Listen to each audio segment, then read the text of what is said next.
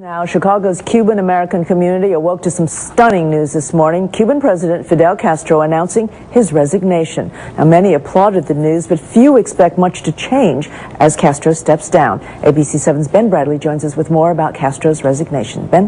Linda, there are 16,000 Cuban-Americans living in the Chicago area. Of course, they're all watching with interest developments from the island nation.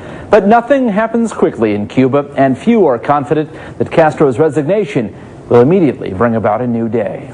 In Miami's Little Havana neighborhood, the occasional car horn celebrates Castro's new diminished role, citing poor health. The 81-year-old dictator wrote in Cuba's Communist Party newspaper, "I will neither aspire to nor accept the positions of President of the State Council and Commander-in-Chief."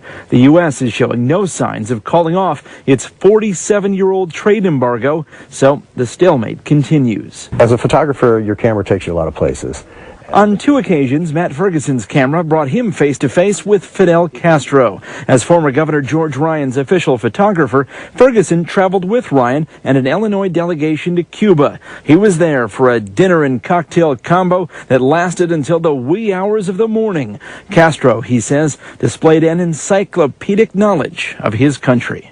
He had all the topics, but you could then glance over and see some of his cabinet members who were falling asleep, who had their hand, who were like, "We're going through this again." Still, Ferguson felt age had already taken its toll. I did have the feeling that he was fairly old and other people were running the shop at that time. Castro sent the Illinois delegation home with a box of Cuban cigars, bottles of whiskey, and what he described as the Cuban equivalent of Viagra.